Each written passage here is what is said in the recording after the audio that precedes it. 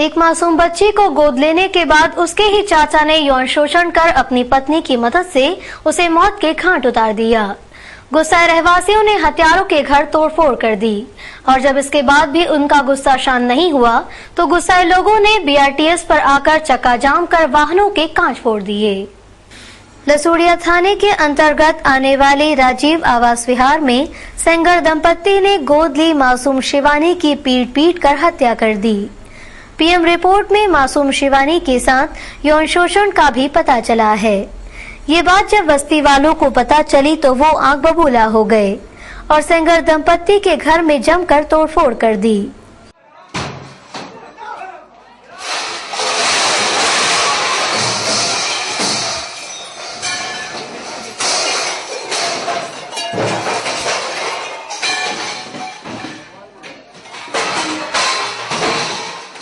यहाँ की दीवारों पर मासूम ने अपने साथ हुए अत्याचार की कहानी टूटे फूटे शब्दों में लिख रखी थी। इतने पर भी बस्ती वालों का गुस्सा शांत नहीं हुआ तो करीब 100-150 लोगों ने बीआरटीएस पहुंचकर चक्का जाम कर दिया और वहां से गुजर रहे वाहनों के कांच फोड़ दिए। करीब आधे घंटे की देरी से पुलिस वहां पहुंची और चक्का जाम कर रहे लोगों को समझाने की कोशिश की। लोगों का कहना था कि आरोपियों को फांसी की सजा दी जाए। प्रदर्शनकारी जब नहीं माने तो पुलिस ने उन पर जमकर लाठियां भांजी। इधर शिवानी के पिता प्रेम सिंह इंदौर पहुंचे और अपने भाई राजेंद्र सिंह सेंगर के खिलाफ शिकायत दर्ज करवा दी। उनका रो रो कर बुरा हाल था। उनका कहना था कि राजेंद्र अपनी पत्नी की बीमारी का कहकर मेरी बेटी को लेकर आया। मुझे विश्वास नहीं हो रहा कि उसने ऐसा कृत्य करा होगा। हमने बस ये सोच के दिया था कि ये वहाँ रहेगी, जब तक रहेगी, जब तक इनकी मर्जी होगी रखेंगे, थोड़ा बहुत पढ़ेगी लिखेगी, तो जब ये बताएंगे कोई बात होगी या हम देखेंगे दिक्कत तो हम बुलवा लेंगे। अभी टाइम भी तो नहीं हुआ, 3 महीना हुआ था। हमने कहा अभी ये भतीजा ही हमारा यहीं खड़ा होगा, उसका बार बार फोन चाचा घूम जाओ, तो हमने कहा ये काम निपट जाएगा फसल का, तो हम चले जाएंगे, घूम आएंगे और देख आएंगे, उसको ले आएंगे। अस्पताल में मासूम शिवानी के पीएम के दौरान महिला बाल विकास की सदस्य रीता उपमन्यु पहुंची और उनका कहना था कि हत्यारे को कड़ी सजा मिले। साथ ही सीएम को पूरे घटनाक्रम से अवगत कराने के बाद शासन से आर्थिक सहायता भी दिलवाई जाएगी। पेश तो कर दिया है, पकड़े भी गए हैं पुलिस प्रशासन के माध्यम से, उनके पिताश्री भी आए हैं।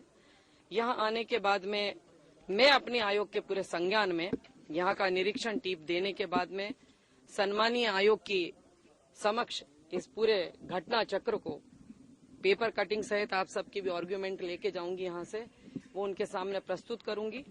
और अभी जो धाराएं लगी हैं, जैसा प्रशासनिक अधिकारियों से बात हुई है कि दुष्कृत्य भी किया गया, उस बच्ची के साथ में उसको मारा पीटा भी जाता था, उसके बावजूद मोहल्ले वालों ने कई बार घर तक खबर पहुंचाई और उनको समझाया भी। जो बच्ची ने कुछ पेपर में दीवार के ऊपर लिखा है वहां तक तो नहीं पहुंच पाई, मगर जैसा आज रो के हमारी जनता आजू बाजू में बता रही है तो उसी व्यक्ति के मन में पीड़ा होती है जो इस चीज को आंखों से देखता है। तो हम लोगों से जितने इस मामले में एएसपी दिलीप सोनी ने कहा कि सेंगर परिवार ने गोद ली बच्ची के साथ मारपीट कर उसका यौन शोषण किया।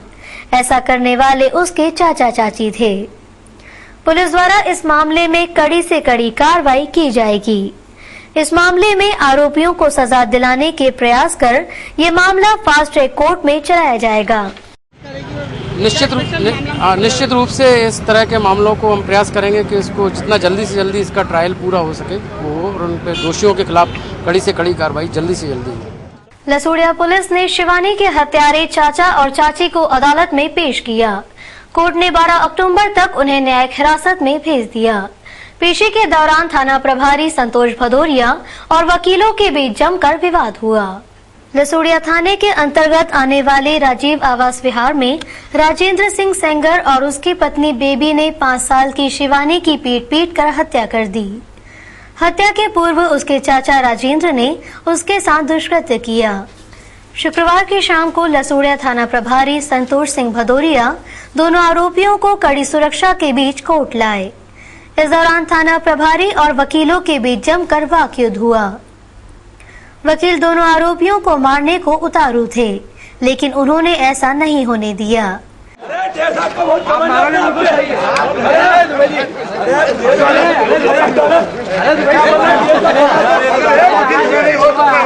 और खड़ा हो गया तो तुम वकील नहीं। इस देश में कानून में लड़ने का सबको अधिकार है ना। दुबे जी क्या है? अरे दुबे जी,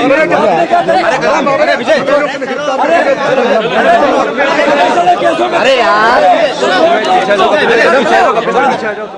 न्यायमूर्ति सविता सिंह ने दोनों आरोपियों को 12 अक्टूबर तक न्यायिक हिरासत में भेज दिया। बुधवार रात हुई एक 5 वर्षीय मासूम की मौत के मामले में पोस्टमार्टम रिपोर्ट के बाद ये साफ हो गया कि मासूम की मौत मारपीट के कारण हुई थी। मासूम के साथ दुष्कर्म भी किया गया था। पुलिस ने आरोपी चाचा चाची के खिलाफ मामला दर्ज किया है। घटना बुधवार रात की है, जब लसोड़िया थाना क्षेत्र के राजीव आवास विहार के लोगों ने पुलिस को सूचना दी कि यहां रहने वाले राजेंद्र सिंह सेंगर और उनकी पत्नी ने 5 वर्षीय मासूम की पीट कर हत्या कर दी है। सूचना पर मौके पर पहुंची पुलिस ने बच्ची की लाश को पोस्टमार्टम के लिए MY अस्पताल भिजवाया। गुरुवार को हुए पोस्टमार्टम के बाद ये साफ हो गया कि बच्ची की मौत मारपीट के कारण हुई है। वहीं पुलिस को पोस्टमार्टम रिपोर्ट में ये भी पता चला कि मासूम के साथ दुष्कर्म भी किया जाता था। जो जांच में तथ्य आए हैं कि उस बच्ची के साथ लगातार मारपीट की जाती रही और उसके साथ सेक्सुअल असॉल्ट भी किया गया, जैसा कि PM रिपोर्ट में भी ज्ञात हुआ है। और साथ ही साथ उस पर लगातार परेशान भी किया जाता रहा, जैसे और भी इस तरह के तथ्य सामने आए हैं। पोस्टमार्टम रिपोर्ट के आधार पर पुलिस ने राजेंद्र सिंह सेंगर और उनकी पत्नी के खिलाफ हत्या और दुष्कर्म का मामला दर्ज किया है। हालांकि दोनों आरोपियों की गिरफ्तारी तो पहले ही हो चुकी है। BRTS पर शुक्रवार को एक बाइक और कार के बीच भिड़ंत हो गई। मौके पर पहुंची पुलिस ने बाइक सवार युवकों की जमकर धुनाई कर थाने पहुंचाया।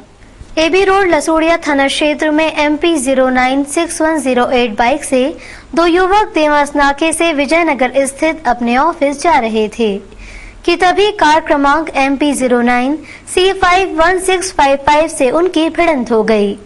मौके पर पहुंची पुलिस ने बाइक सवार अज्ञात युवकों की जमकर धुनाई कर उन्हें थाने ले गए।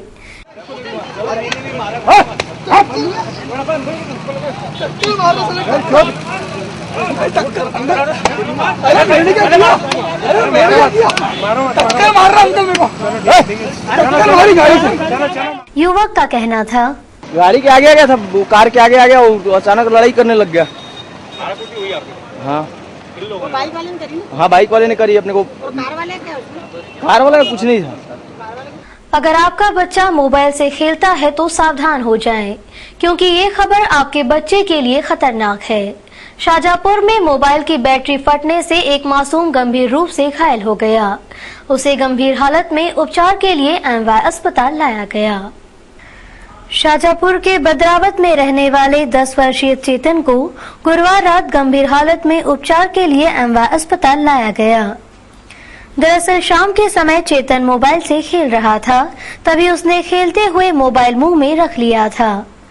उसी दौरान मोबाइल में जोरदार धमाका हुआ, जिससे चेतन गंभीर रूप से घायल हो गया। इस बच्चे को मोबाइल था इसके पास, ये खेल रहा था, सीढ़ाओं पर बैठा था और जिसका बाद में कोई एकदम धमाका हुआ, जैसे बम फुटता है ऐसा। मोबाइल बैटरी से हुए इस जोरदार धमाके में चेतन का मुंह बुरी तरह खराब हो गया। अब डॉक्टर चेतन के इलाज में जुटे हैं। अगर आपका बच्चा भी मोबाइल से खेलता है तो ये आपके बच्चे के लिए खतरनाक हो सकता है। पुलिस और खाद्य विभाग की टीम ने गुरुवार को अवैध रूप से केरोसिन बेचने वाले 2 ठिकानों पर छापा मारा। दोनों स्थानों से 845 लीटर केरोसिन जब्त कर 5 लोगों को गिरफ्तार किया गया। खाद्य विभाग को लगातार शिकायत मिल रही थी कि कुलकर्णी भट्टा क्षेत्र में राशन दुकानों से मिलने वाला केरोसिन ब्लैक में बेचा जा रहा है। गुरुवार को पुलिस और खाद्य विभाग की टीम ने संयुक्त रूप से छापामार कार्रवाई की। 2 ठिकानों पर दी गई दबिश में अवैध रूप से रखा 845 लीटर केरोसिन सहित 5 लोगों को हिरासत में लिया है। परदेशीपुरा क्षेत्र के कुलकर्णी भट्टा में केरोसिन को ऊंचे दामों पर बेच रहे शंकर, उमाशंकर, सुनील और रामदेव को पकड़ा। इनके कब्जे से 400 लीटर केरोसिन भी जब्त किया गया। इनसे पूछताछ करने के बाद पुलिस ने परदेशीपुरा में रहने वाले दिनेश दुबे के यहां छापा मारकर उसे केरोसिन बेचते पकड़ा। यहां से 445 लीटर केरोसिन भी जब्त किया। के पास जो मंदिर है उसके सामने से पकड़ा था, वहाँ उसकी जब्ती की कार्रवाई की गई है। देवास का टैंकर था और हमारे यहाँ का ही केरोसिन ढो रहा था वो। और दूसरी कार्रवाई 2 हाकरों ने केरोसिन बेच दिया था किसी तीसरे व्यक्ति को, और ये जो सामने खड़ा हुआ है इसी में ढो करके जा रहा था वो, तो उसकी जब्ती की कार्रवाई की है। लिंक रोड में बाधक 12 मकानों को हटाने के लिए प्रशासन को काफी मशक्कत का सामना करना पड़ रहा है। इसके चलते सभी को शुक्रवार सुबह तक का समय दिया गया था, लेकिन अब उन्हें 2 दिन की मोहलत दी गई है। हाईकोर्ट से स्थगन मिलने पर निगम को कार्रवाई रोकना पड़ी। MIG लिंक रोड में बाधक 12 मकानों को हटाने के लिए गुरुवार की सुबह प्रशासन, निगम और पुलिस का अमला पहुंचा था, लेकिन अतिक्रमणधारी महिलाओं के विलाप से प्रभावित होकर भारी भरकम अमले ने उन्हें स्वेच्छा से हटाने के लिए शुक्रवार सुबह 9 बजे तक का समय दिया था। समय सीमा समाप्त होने के बाद 2 मकानधारियों ने हाईकोर्ट से स्थगन प्राप्त कर लिया। इसके चलते ये कार्रवाई नहीं हो पाई और उन्हें 2 दिन का और समय दिया गया। इस बारे में गंधर्व का कहना था कि कोई भी योजना आईडीओ को प्रपोज करना पड़ती तो उसमें धारा 85 में वो उसका प्रपोजल देता है। इफेक्टेड लोग उसमें आपत्तियां लेते हैं और धारा 54 में उसका निर्णय किया जाता है। हम इस योजना से इफेक्टेड नहीं थे, हमारे मकानों पर यह योजना प्रभावित लागू नहीं थी, हमारी भूमि पर यह योजना लागू नहीं थी, इसलिए हम लोगों ने कोई आपत्ति नहीं ली है। इस योजना में हमारे पड़ोस की भूमि, रेशम मिल की जमीन, जिसके सर्वे नंबर है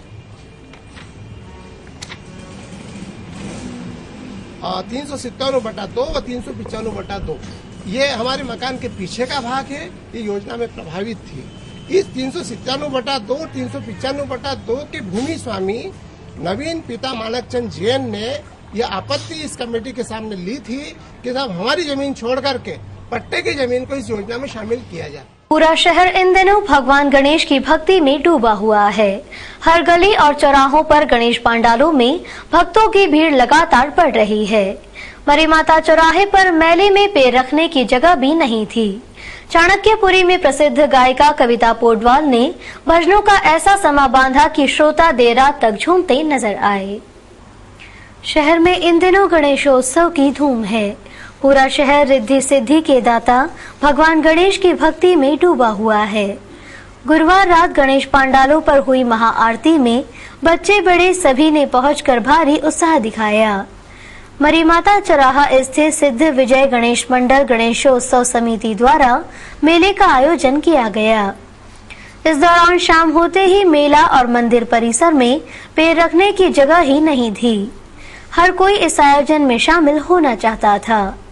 आयोजन समिति के प्रमुख गोलू शुक्ला ने बताया कि मंदिर में स्थापित गणेश जी को रोजाना अलग अलग आकर्षक स्वरूप में सजाया जाता है और विभिन्न धार्मिक कार्यक्रम भी आयोजित किए जाते हैं।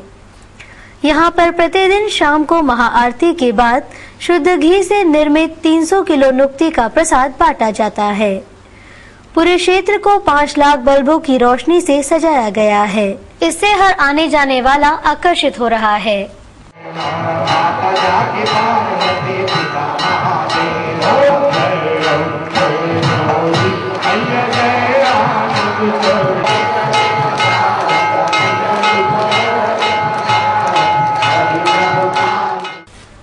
चाणक्यपुरी स्थित अयोध्या का राजा गणेशोत्सव में गुरुवार रात भक्ति रस घुला। संस्था ब्रह्म चेतना की ओर से मनाए जा रहे गणेशोत्सव के कार्यक्रमों की कड़ी में कविता पोडवाल ने भक्ति गीतों की पेशकश दी। कविता ने भजनों से इंदौर के श्रोताओं को भक्ति रस में सराबोर कर दिया।